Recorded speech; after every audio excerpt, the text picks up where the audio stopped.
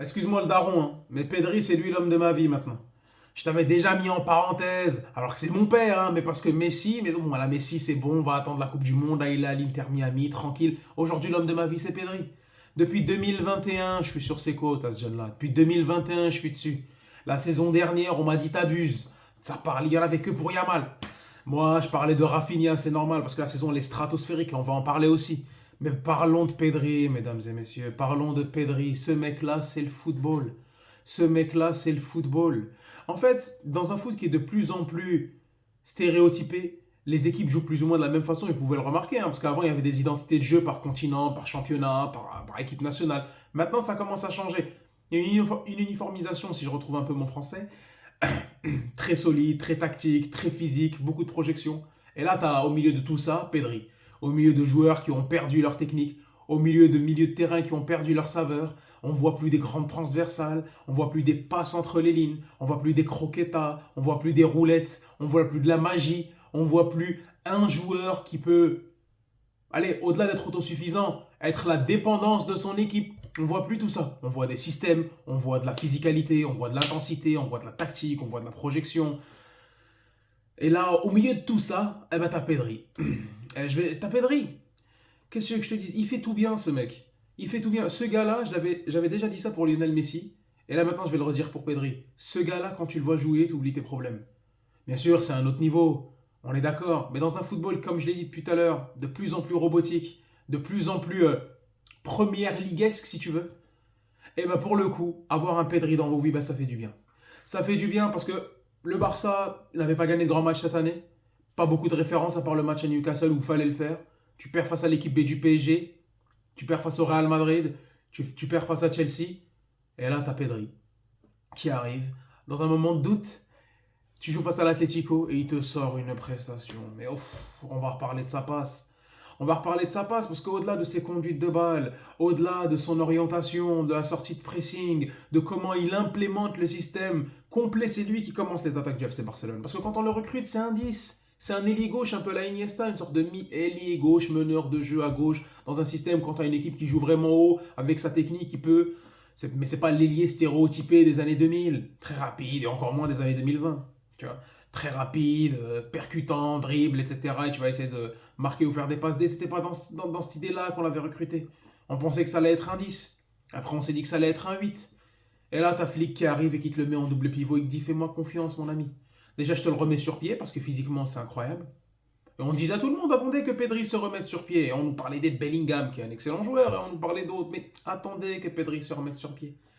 Flick, il arrive, programme physique incroyable. On touche du bois, alhamdoulilah, Inch'Allah, ça va continuer.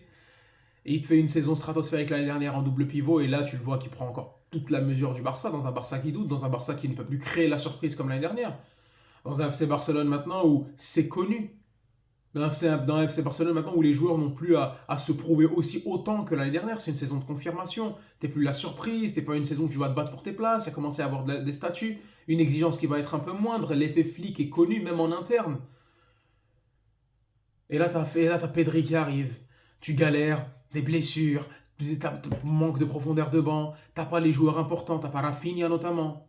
Et là, t'as lui qui pop comme ça, qui arrive, qui te sort un match de patron. Déjà, on l'a vu, le dernier match, l'entrée qu'il fait, elle est incroyable, mais là, tu vois le match qui te sort. Mais mon ami, toutes ces prises de balles, toutes ces portées de balles, c'est. Ah, t'as vu, en fait, je vais te dire exactement ce qui me passe. T'as vu quand tu manges une bonne mousse au chocolat, t'as vu comment c'est léger, comment c'est fouetté, comment c'est aérien, et ben c'est le mot avec ce mec-là. C'est de la grâce. Il y a tout le monde qui court sur le gazon, lui, il danse sur le gazon. Lui, t'as vu, t'as l'impression qu'il est en train de. C'est du patinage artistique. Il marche sur l'eau, littéralement, au sens propre comme au figuré. C'est incroyable ce qu'il fait. Franchement, là, je me suis dit, je vais la mettre la vidéo en libre et je vais dire ce que je pense, mais quelle chance d'avoir ce mec-là. C'est une tannée le football sans Pedri. C'est une tannée le Barça sans Pedri.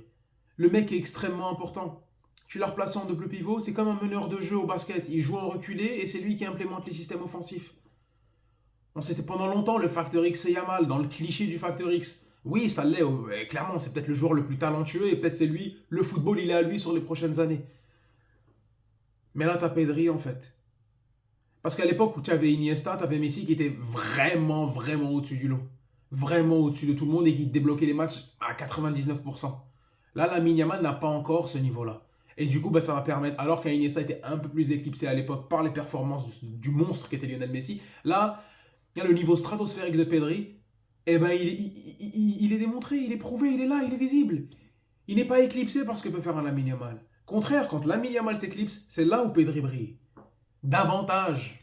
De toute façon, moi, j'ai jamais réussi vraiment à les départager. Pour moi, c'est les deux meilleurs joueurs du club. Pour moi, ils sont allés aussi forts techniquement l'un que l'autre. Et c'est une chance incroyable d'avoir ces deux mecs-là dans son équipe. Et c'était Walid Acharchour qui avait dit la dernière fois, ou je pense que c'était lui qui disait, c'est criminel d'avoir ces deux joueurs-là dans la même équipe, au même moment. C'est grave, en fait. Je sais même pas si c'est Walid qui a dit ça, mais bref, si c'est lui, Saha, si c'est pas lui, Salam, on lui créditera quelque chose. Mais c'est incroyable. C'est qui ce gars? Tu l'as pris pour 5 millions. Et tu te l'es fait cramer la première saison. Il a tout joué. Il s'est fait défoncer par l'équipe d'Espagne. Blessure, mauvais traitement. Attendez les frères. Attendez. Attendez. Attendez. Et l'année dernière, il fait une saison stratosphérique. Et aujourd'hui, le match qu'il fait, c'est une confirmation. C'est une confirmation de qui il est. C'est une confirmation de son statut.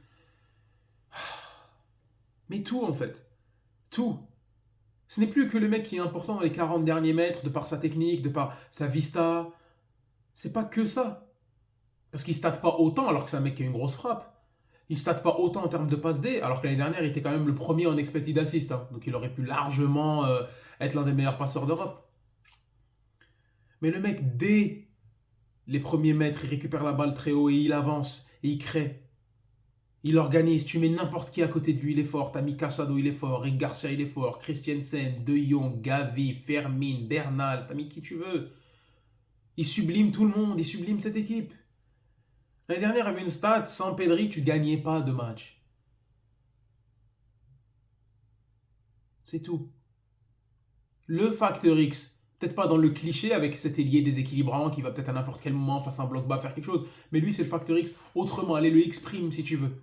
Qui s'exprime sur le terrain, celle-là elle était facile. C'est n'importe quoi. Je suis à chaud, donc forcément tu vas avoir beaucoup de mots, beaucoup de superlatifs, peut-être pas une analyse profonde, vraiment, c'est juste une déclaration d'amour, mais qu'est-ce que tu veux que je te dise de plus? C'est qui ce mec? T'as la passe qu'il fait sur Rafinha. En une passe, l'attaquant est dans ta surface. Il est au milieu de terrain. Si déjà de base, il organise la balle de très bas, il va même aller entre les lignes.